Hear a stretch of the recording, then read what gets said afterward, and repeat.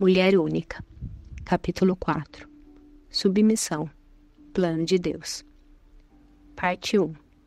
Edwin. A submissão é o plano de Deus para a restauração de todas as coisas. O objetivo da submissão é libertar e não escravizar. No entanto, por causa da compreensão e da aplicação errada desse princípio, ele tem sido deturpado e transformado em algo bem diferente daquilo que Deus planejou originalmente. Muitas vezes, o erro nada mais é do que a verdade levada ao extremo. Literalmente, milhares de casais têm enfrentado problemas pelo fato de maridos e esposas não entenderem esse princípio divino. A submissão é o método de Deus para revelar sua glória transcendente no processo de restauração. A glória transcendente de Deus é seu poder de transformar aquilo que contribuiria para o nosso mal em algo que vai cooperar para o nosso bem. É o que Deus faz quando estamos submissos, entregues a Ele. Um excelente exemplo da glória transcendente de Deus encontra-se na história bíblica sobre o povo que vivia na planície de Sinar. Eles decidiram construir uma torre cujo topo chegasse aos céus.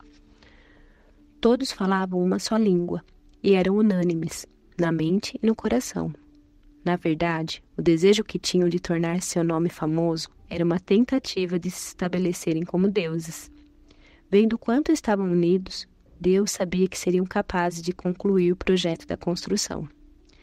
Então, em sua sabedoria, o Senhor confundiu a língua daqueles homens. Isso causou enfraquecimento e divisão, visto que impediu a comunicação entre eles. Por meio dessa estratégia, Deus os enfraqueceu, tornando-se incapazes de terminar a construção da torre. Séculos depois, após sua ressurreição e antes da sua assunção aos céus, Jesus disse a seus discípulos que o esperassem pela promessa do Pai. Ele havia orado para que o Senhor enviasse o Espírito Santo sobre a vida daqueles homens e queria que os discípulos estivessem preparados para recebê-lo quando essa oração fosse atendida. Em obediência à ordem de Jesus, os discípulos se reuniram em um cenáculo e depois de 10 dias de purificação, a manifestação do Espírito de Deus aconteceu. Todos começaram a falar em línguas que jamais haviam aprendido. Naquele momento, Deus usou as línguas para unir os discípulos e liberar o poder do Espírito na vida deles. No episódio da Torre de Babel, a variedade de línguas levou à falta de concordância e, consequentemente, à perda do poder.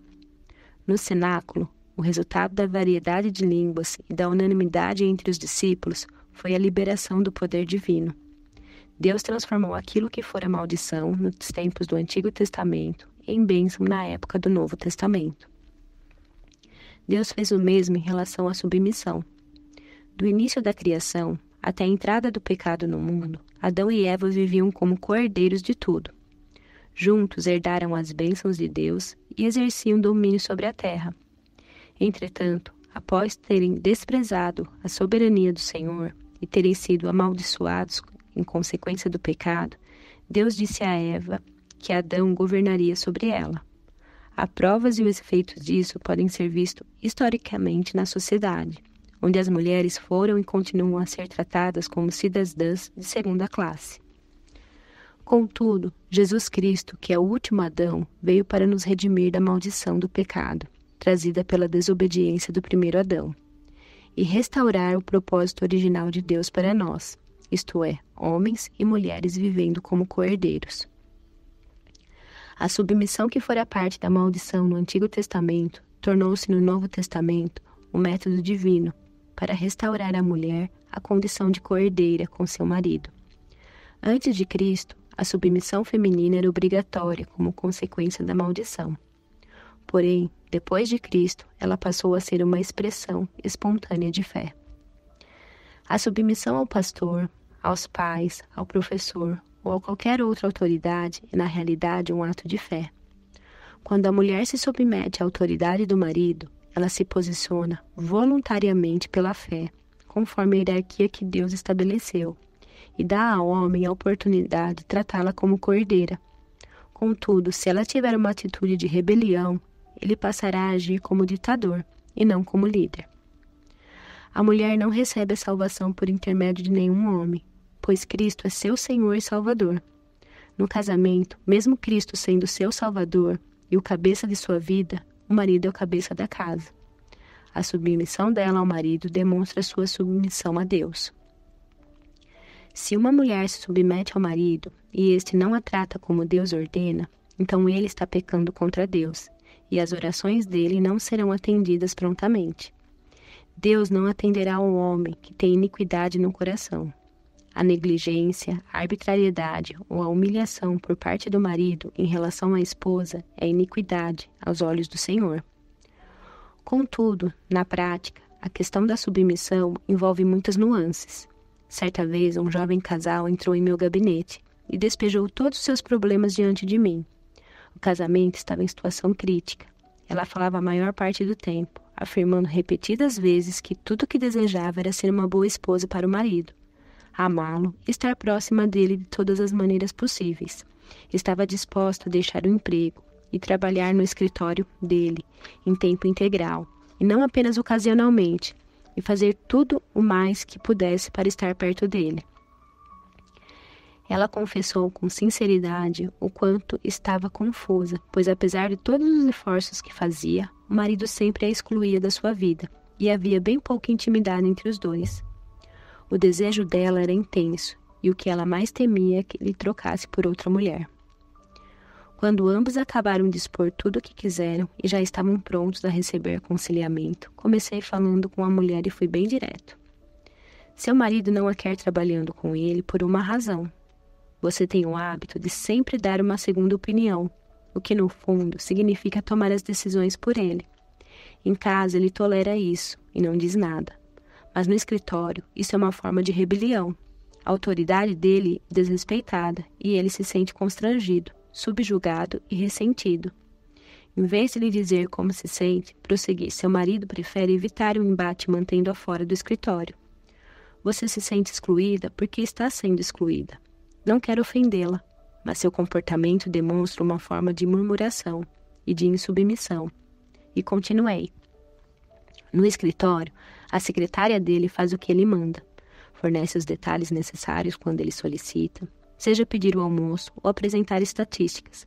E quando dá sugestões, seu intuito é ajudar, não desafiar a autoridade dele. Você deseja intimidade, mas está criando distanciamento. Ele está construindo essas barreiras para se defender da sua intromissão no território dele. O que acontece nesse tipo de situação é aquilo que você suspeita que esteja acontecendo.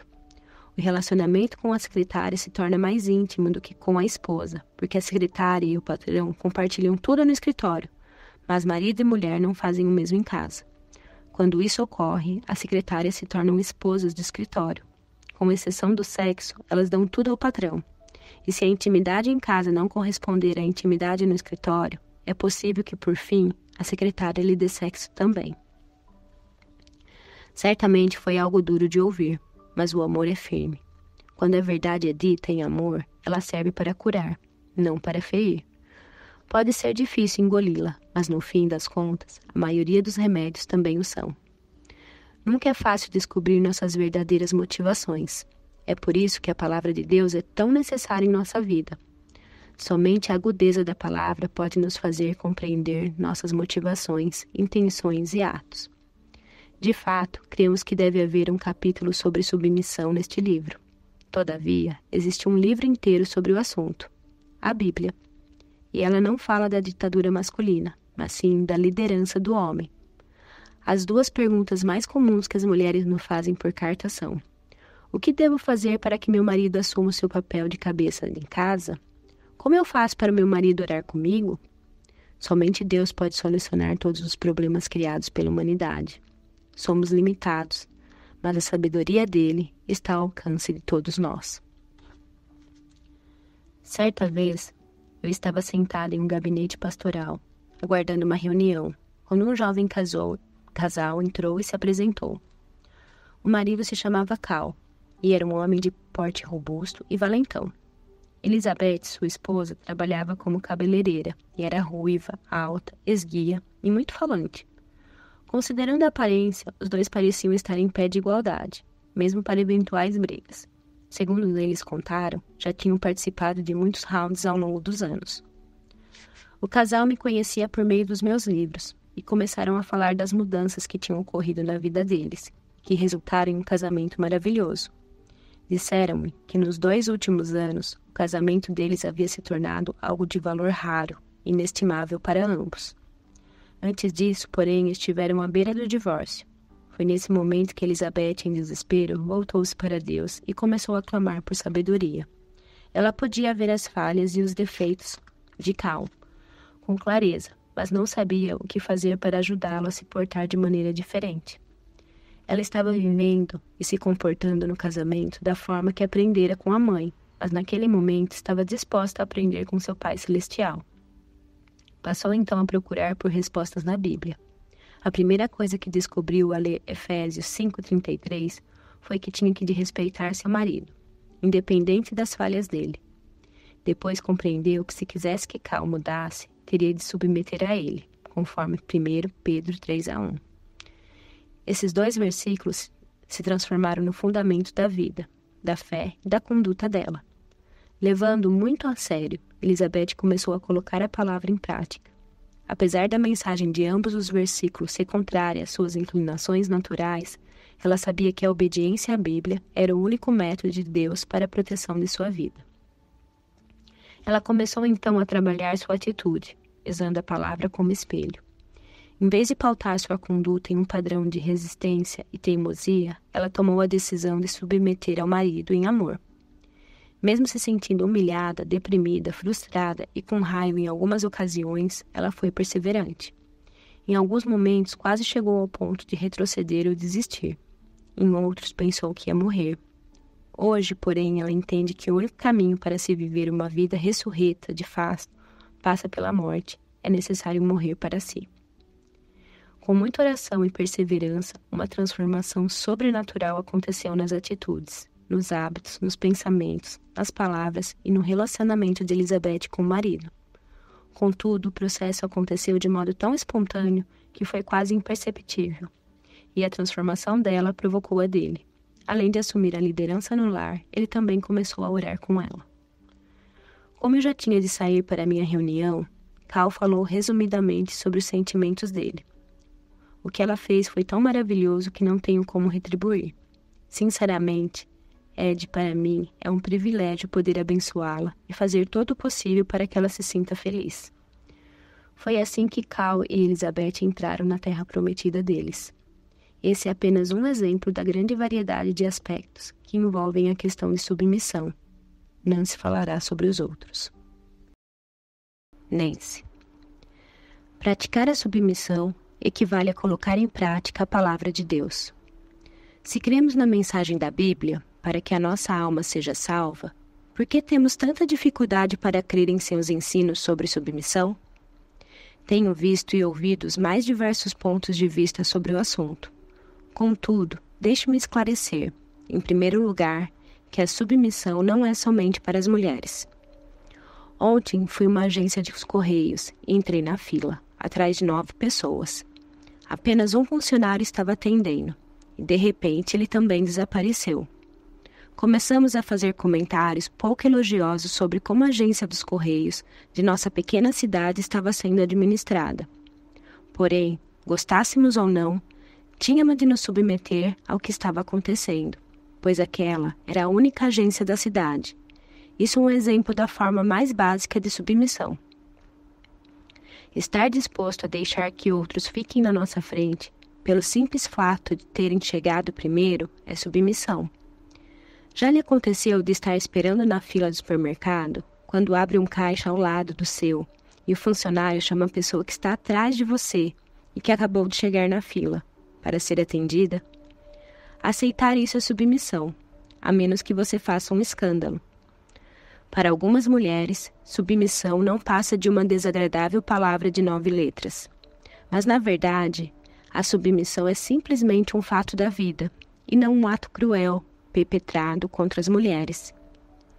É um princípio do sistema empresarial, governamental e educacional. De fato, para onde quer que olhemos, o princípio da submissão está sendo aplicado. Por exemplo, qual é a cor dos seus olhos? Para que eles tivessem essa cor, um gene teve de submeter a outro. A terra se submete aos raios do sol. Todos os dias nós nos submetemos ao governo, aos semáforos, às autoridades. Talvez não gostemos daqueles a quem precisamos nos submeter. Contudo, para sermos verdadeiramente cristãos, temos de ser submissos. Essa foi a razão pela qual os apóstolos Pedro e Paulo advertiram os cristãos, tanto homens quanto mulheres, a se sujeitarem às autoridades e uns aos outros. E não submetemos apenas aos que estão acima de nós. Frequentemente, acabamos nos submetendo aos nossos próprios filhos, para que eles aprendam certas coisas por conta própria. Não é isso que acontece quando, após 2 anos alertando o filhinho, dizendo, aí é quente, por fim o deixamos chegar perto do forno, para sentir o calor e decidir por si mesmo afastar a mãozinha. Vejamos agora a base bíblica para a submissão da mulher ao marido, que está em Efésios 5, 21 a 25. Em primeiro lugar, homens e mulheres são exortados a se submeterem um ao outro, o que para mim significa não ter, cada um em vista, o que é propriamente seu, sendo também cada qual o que é dos outros. A submissão é uma atitude do coração, que deve predominar tanto no homem como na mulher. Efésios 5, 22 e 24 afirma que a mulher tem de se submeter ao marido. Ao fazê-lo, ela demonstra uma atitude de humildade, reconhecendo a autoridade dele como cabeça da família. Mas o versículo seguinte, versículo 25, continua quase em um fôlego só. Maridos, amai vossas mulheres, como também Cristo amou a igreja e a si mesmo se entregou por ela. Assim, tanto sobre o marido quanto sobre a esposa pesa uma enorme responsabilidade, e cada um prestará contas a Deus quanto à obediência à sua palavra. A esposa cristã foi chamada a se submeter ao marido, mas essa não é a sua soberana vocação. Seu chamado mais sublime consiste em viver segundo o padrão que Cristo nos deixou como exemplo, e é esse o aspecto do cristianismo que priorizamos. A submissão a Deus tem prioridade sobre a submissão a qualquer outra pessoa ou coisa. Lembre-se de quando Israel queria um rei? Na verdade, os israelitas queriam um rei para não terem mais do que submeter a Deus. No entanto, cometeram um erro ao tentarem fugir da responsabilidade individual que cada um tinha diante do Senhor. A submissão não deve servir de desculpa para fugirmos das responsabilidades. Tampouco deve ser usada como um álibi para a fraqueza. Muitas vezes a mulher tenta fazer com que o marido viva a vida por ela, tome todas as decisões em seu lugar e lhe diga quais dons espirituais exercer, e justifica sua atitude dizendo, estou apenas me submetendo ao meu marido. Mas não é isso que ela está fazendo. Na realidade, ela está se escondendo atrás de uma suposta submissão. A submissão não é um sinal de fraqueza. Ao contrário, é uma demonstração de força. A mulher que tem um espírito e um caráter sólido é a que consegue submeter mais facilmente, pois não fica preocupada com os resultados que a sua atitude de submissão vai trazer. Ela faz o que é certo diante de Deus e crê plenamente que Ele cuidará dela, não importam as circunstâncias. Sua submissão revela sabedoria. Tanto homem quanto mulheres têm a ideia que submissão significa a mulher ficar encarregada de todo o trabalho desagradável da casa. Mas você se lembra de quando Jesus lavou os pés dos discípulos? Jesus tinha tanta segurança de sua identidade, de seu destino e de sua dignidade, que não teve problema algum em se humilhar e servir os discípulos daquela forma. Esse ato de Jesus certamente foi de grande humildade.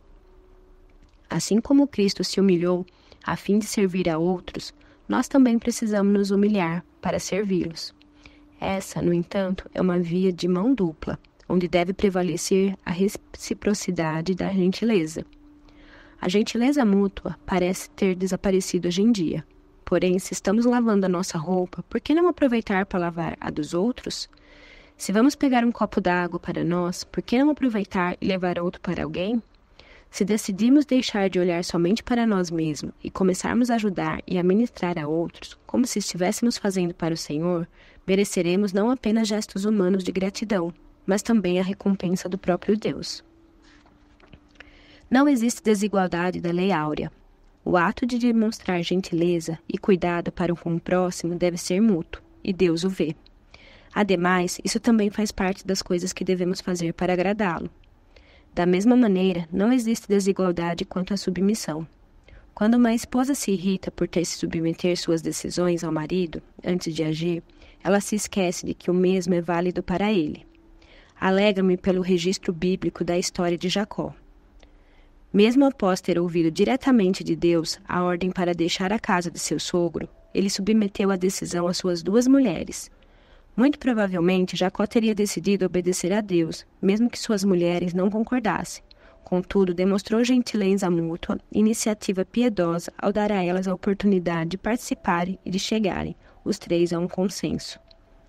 A submissão é uma excelente ferramenta na construção do caráter. Deus testa a fé dos homens e das mulheres quando lhes pede que se submetam aos seus mandamentos. Lembre-se da disposição de Abraão em oferecer seu filho Isaque como sacrifício ao Senhor. Foi esse tipo de submissão que fez dele um grande homem. A submissão precede a glorificação.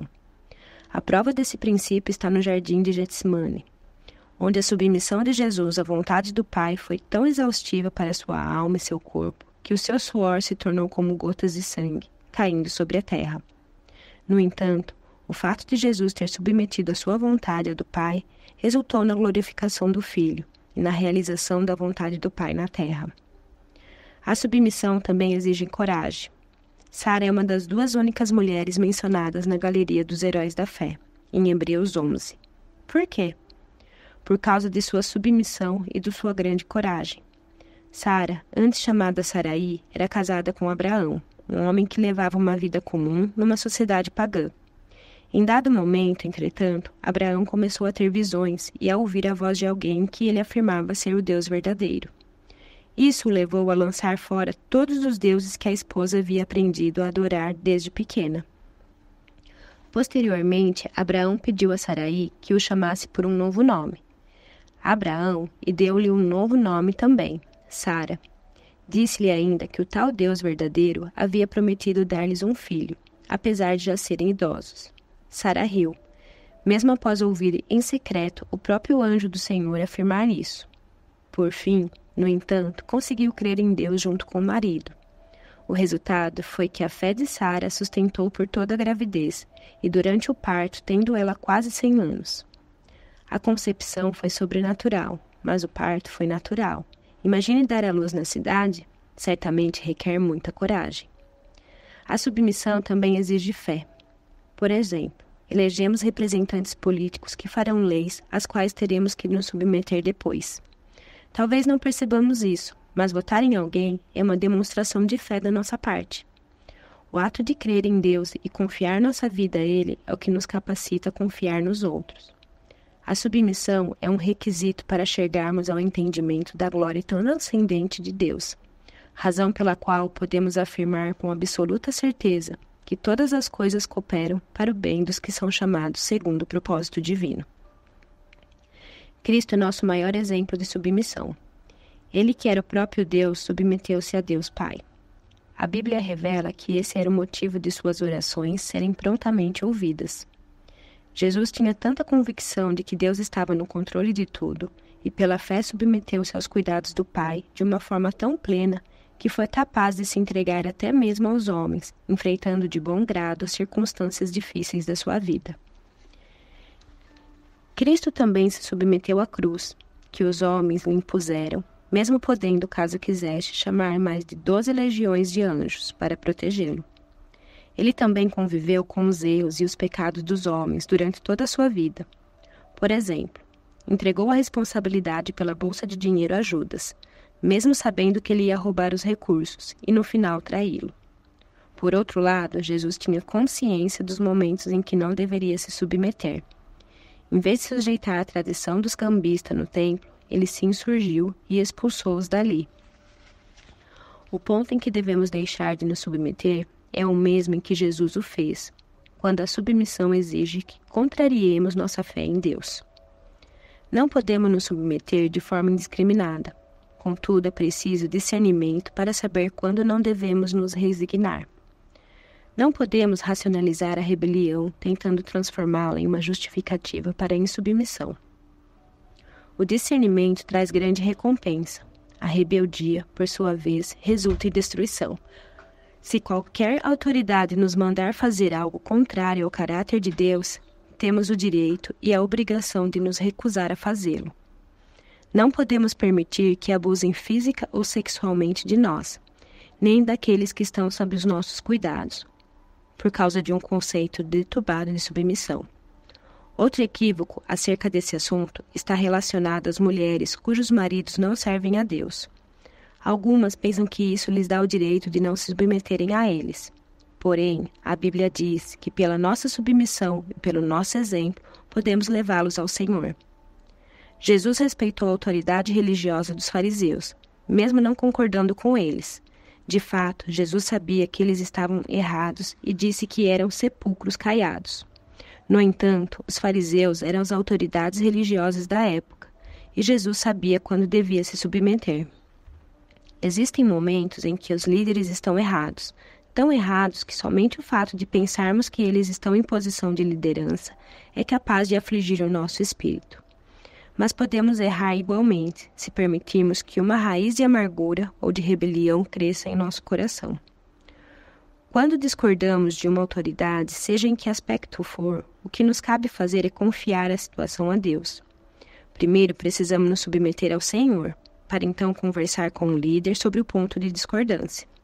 Tudo isso, no entanto, deve ser feito em humildade de espírito, sem explosões emocionais e sem tentar manipular o resultado. Nossa responsabilidade é manter os canais de comunicação abertos. A pessoa em posição de autoridade tem a responsabilidade de tomar a decisão certa. Quando a autoridade em questão é seu marido e você deseja que ele mude, é preciso humilhar-se diante de Deus e se dispor a mudar também. A sua disposição de mudar deve ser tão grande quanto o desejo de que ele mude. Todavia, abordar uma autoridade sem orar antes é tolice. Assim como Esther orou e jejuou durante 3 dias, quando você precisar abordar as autoridades da sua vida, faça-o somente depois de muita oração. Submeter-se aos outros quando estão errados é difícil, mas algumas vezes é uma única forma de a outra pessoa aprender o que Deus quer lhe ensinar. Uma amiga nossa, mulher muito temente a Deus, aprendeu essa verdade na prática. Seu marido participou de um evento para homens cristãos e voltou para casa transformado, algo que durante anos ela havia fervorosamente pedido ao Senhor. Então ele passou a disciplinar os filhos, coisa que jamais fizera, e, portanto, na qual não tinha experiência nem prática. Também tentou tomar decisões financeiras que se mostraram erradas, visto que ele não possuía a visão global que ela adquirira, após anos lidando com o talão de cheques. No início, ela o corrigiu. Tais responsabilidades eram tão simples e automáticas para ela que os erros do marido a assustavam. Porém, Deus lhe mostrou que aquela atitude indicava interferência e insubmissão. Com isso, ela passou a se submeter ao marido, mesmo quando ele errava, e ele começou a aprender e a crescer com os próprios erros. Por fim, o relacionamento entre ambos amadureceu e prosperou. Logo ele deixou o emprego e entrou em um ministério de tempo integral, junto com ela, e os dois estão fazendo isso até hoje. Que maravilhosa história verídica. Desenvolveremos a confiança em Deus à medida que nos submetermos aos outros. Não precisaremos ter um líder perfeito, se tivermos uma perfeita confiança em Deus.